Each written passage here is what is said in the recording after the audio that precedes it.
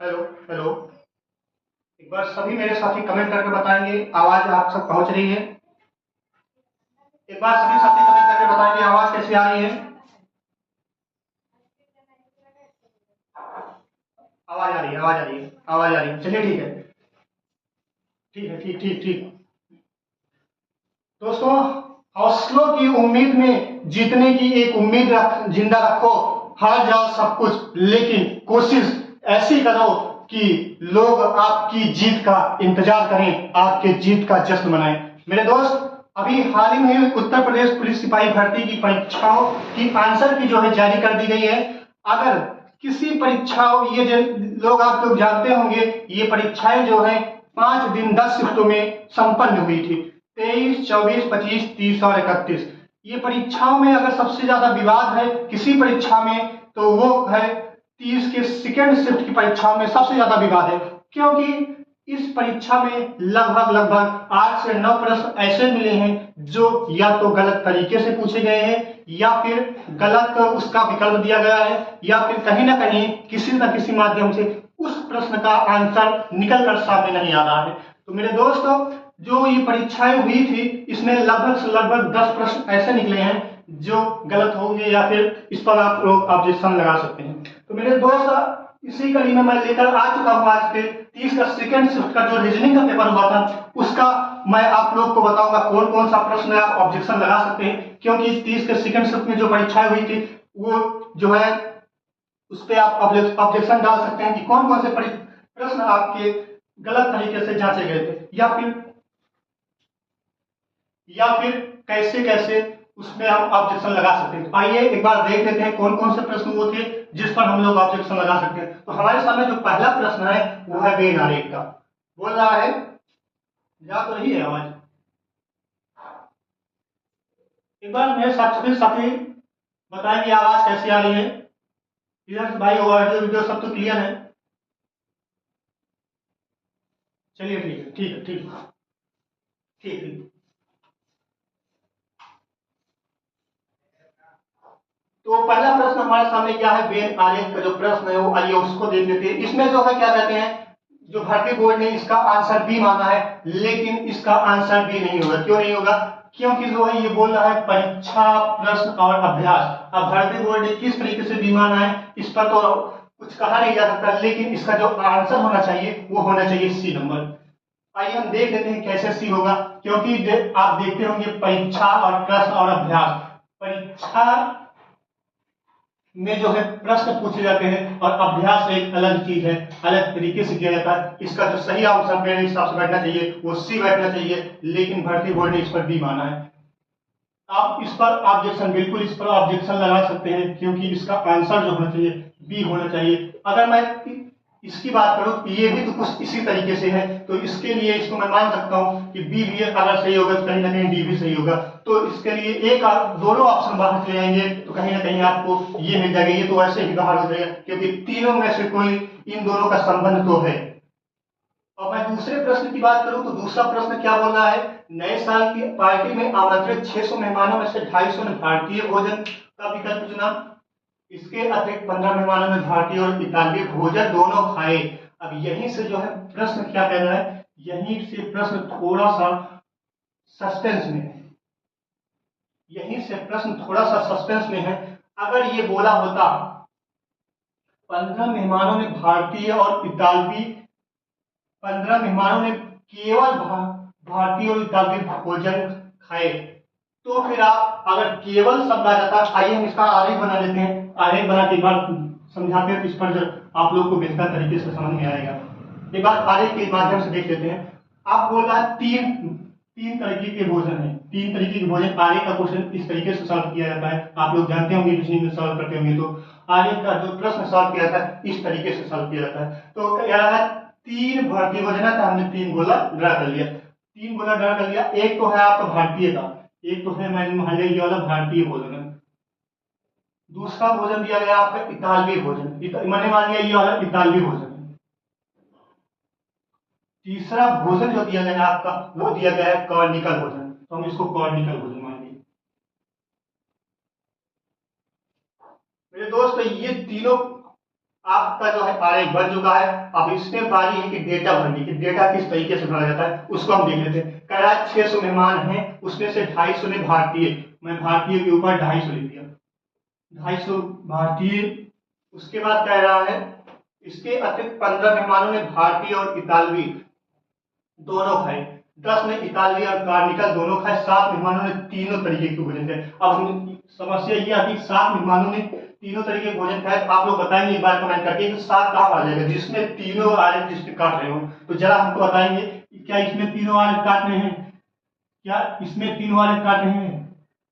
आप कहेंगे नहीं ये दोनों तो काट रहा है लेकिन ये वाला नहीं काट रहा है, तो हम इसमें तीनों जहां काटेगा वो ये यहाँ पर इतना पार्ट जो है आपका तीनों काट रहा है, तो इसमें हम क्या कर देंगे 7 तरीके के भोजन खाते हैं, तो मैं यहाँ पर 7 लिख देता हूँ। अब बोल रहा है कि अब इसमें से ये वाला देखिए जो सस्पेंस में था, 15 मेहमानों ने भारतीय और इतालवी दोनों खाए। अब इसमें बोला है 15 मेहमानों ने भारतीय और इतालवी दोनों खाए, अगर 15 ने खाए हैं तो इस पूरे का मान 15 होना चाहिए, इस पूरे का मान। अगर केवल बोला होता, अगर बोला होता 15 मेहमानों ने केवल भारतीय और इतालवी खाए तो मैं कहीं ना कहीं इसमें भरता, लेकिन इस वाले में भरता, लेकिन उसने बोल रहा है 15 मेहमानों ने भारतीय और इतालवी भोजन दोनों खाए, मैं इस दोनों को काउंट करूंगा। क्यों? क्योंकि ये दोनों बोल रहा है ना कि केवल बोल रहा है, तो हम इस तीनों को भी काउंट, इसको भी काउंट करेंगे। तो मैं अगर इसको काउंट करूं ये दोनों को, तो क्या कहते हैं इसमें 7 ऑलरेडी आ चुका है, तो यहाँ पर 8 भरना पड़ेगा।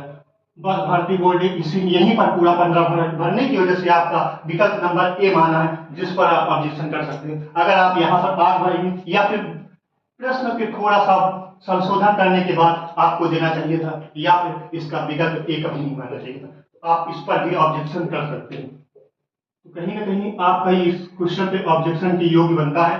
आइए हम तीसरे प्रश्न की बात करते हैं। तीसरा प्रश्न क्या कह रहा है?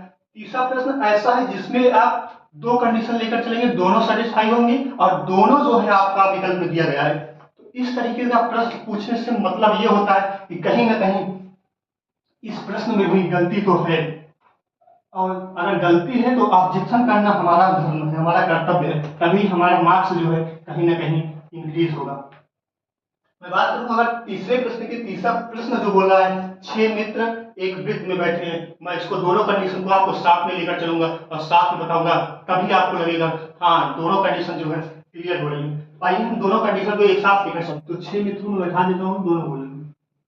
चलिए ठीक है, 1 2 3 4 5 6, 1 2 3 4 5 6। उनका मुख्य केंद्र सम्मुख है, दोनों नंदू और उन्नी के बीच में बैठे। मैं दोनों को एक बार यहाँ बैठा देता हूँ, नंदू और उन्नी, दोनों को यहाँ बैठा देता हूँ, नंदू उन्नी। ठीक, ए बी बिया और बेटी के बीच में बैठी है, ए बी का भी कोई मतलब ही नहीं यहाँ पर। उसके बाद नंदू और बिया एक दूसरे के विपरीत बैठे हैं, नंदू और बिया एक दूसरे के विपरीत बैठे हैं। तो रहा है कहाँ दिक्कत है, नंदू और बिया एक दूसरे के विपरीत बैठे हैं, नंदू और बिया एक दूसरे के विपरीत बैठे, नंदू के विपरीत बिया, बिया के विपरीत नंदू, यहाँ भी बैठ गया, यहाँ भी ये भी नंदू है, नंदू और बिया एक दूसरे के विपरीत बैठे हैं। उसके बाद बोल रहा है नंदू के दाईं ओर कौन बैठा है। अब नंदू के दाईं ओर अगर मैं बात करूं, अभी ये और बैठा दो पहले, ए बी बिया और बेटी के बीच में बैठी है, ए बी जो है बिया और बेटी के बीच में बैठी है, तो अगर बेटी कौन बीच में बैठा है, बेटी, तो जो है मैं बेटी को यहां बैठाऊंगा, बेटी को यहां बैठाऊंगा, तो ए बी को यहां बैठाना पड़ेगा, ए बी सब बिया और बेटी के बीच में, बेटी को यहां बैठाओ, ए बी, बेटी को यहां बैठाना पड़ेगा। और बोल रहा है ए बी बिया और बेटी के बीच में बैठे, ए बी जो है यहाँ बैठेगा, कौन भी बीच में भाई, ए बी है, तो ए बी जो है बिया और बेटी के बीच में, बेटी और बिया। उसी तरीके से इस वाले पे कौन बैठेगा, इस वाले पे बेटी बैठेगी और जो है ए बी बैठेगी, इसमें भी बैठ जा रहा है बीच में बिया और बेटी के। तो पूछ क्या रहा है आपसे, नंदू के दाईं ओर कौन बैठा है, नंदू के दाईं ओर आप देख रहे हैं यहाँ पर दोनों बैठा है, यहाँ पर नंदू के दाईं ओर बेटी बैठी है, और ऑप्शन आपका दोनों दिया गया है, बेटी भी दिया गया है, दोनों भी दिया गया है। तो कहीं ना कहीं आपका जो प्रश्न मान रहा है वो इस वाले कंडीशन को मान रहा है, इस वाली कंडीशन को मान रहा है। तो आप इस पर भी ऑब्जेक्शन कर सकते हैं, क्योंकि हमारा ये भी ऑप्शन, ये भी आंसर जो है सही हो गया। कहीं ना कहीं आपको लोग को इस पर भी ऑब्जेक्शन करना चाहिए कि ये प्रश्न भी हमारा सही था। मैं बात करूं चौथे प्रश्न की। चौथा प्रश्न हमारा क्या है? चौथा प्रश्न भी रैंकिंग सीरीज का है। जब हम इसको देख लेते हैं, क्या है? कह रहा है एक प्रबंधक के पास 4 लोग की एक टीम होती है। एक प्रबंधक के पास 4 लोग की एक टीम होती है, एडम, ब्रायर, कैरोल और डायना।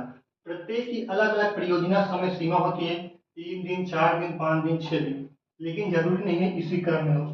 एडम की सीमा कैरोल से पहले है, ब्रायर की सीमा सबसे लंबी नहीं है, डायना की सीमा सबसे छोटी है, तो ब्रायर की सीमा क्या है? तो हम जरा इसको एक बार रैंक बना के देख लेते हैं। क्या है?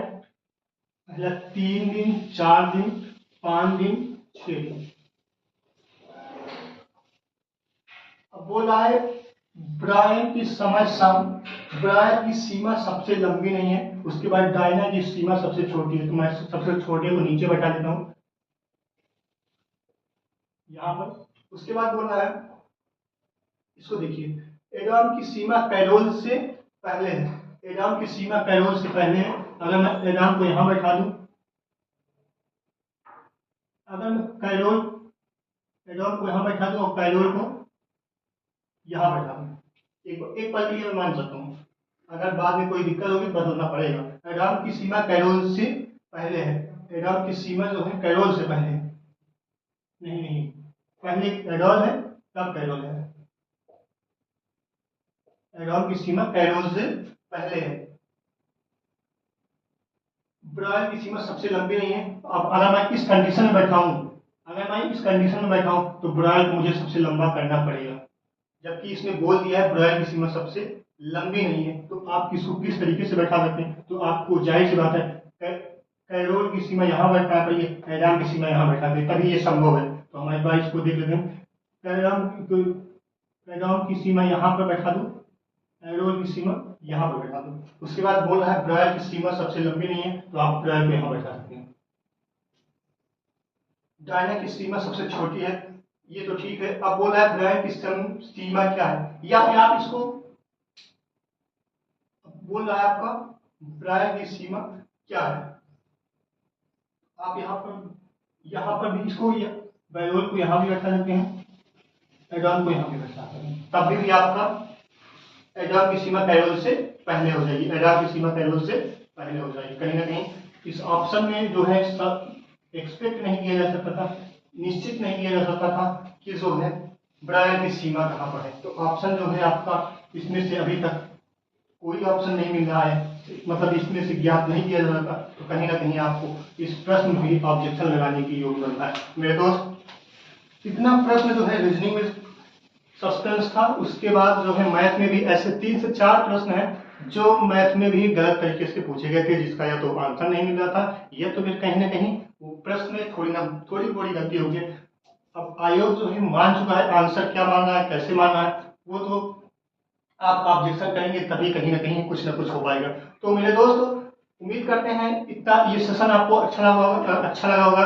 तो एक बार शेयर करना, अपने दोस्तों के साथ शेयर करना ना भूले, क्योंकि उनको भी पता चले कि हाँ क्या प्रश्न हमारा गलत है। क्योंकि ये हम लोग सबकी लड़ाई है, अकेले की लड़ाई नहीं होती। कि कोई जैसे आप लोग देख लिए होंगे अभी फरवरी में जो एग्जाम हुआ था, कितने लोग संघर्ष किए थे, कितने लोग धरना दिए थे, कितने लोग लखनऊ इको गार्डन गए थे। तो कहीं ना कहीं सरकार को भी इस बात पे निर्णय लेना पड़ा था। उसी तरीके से अगर आप ऑब्जेक्शन करेंगे, सब लोग मिलकर ऑब्जेक्शन करेंगे, तो कहीं ना कहीं हमारा ये भी प्रश्न जो है कहीं ना कहीं इसके है तो मुझे नंबर मिलेंगे, या तो ये पूरा प्रश्न कैंसिल कर दिया जाएगा। तो कहीं ना कहीं इसका फायदा दोनों की स्थितियों में फायदा सिर्फ और सिर्फ हम छात्रों का होगा। तो उम्मीद करते हैं ये सेशन आपको अच्छा लगा होगा। एक बार उन सभी के साथ शेयर करिएगा जिसका परीक्षा 30 के सेकेंड शिफ्ट में था, ताकि वो जान पाए हमारा परीक्षा जो है, जो प्रश्न पूछे गए थे वो कितने प्रश्न गलत तरीके से पूछे गए थे। तो उम्मीद करते हैं ये चीज आपको जरूर करेंगे। तो आज के लिए सिर्फ इतना ही रखते हैं, मिलते हैं फिर कभी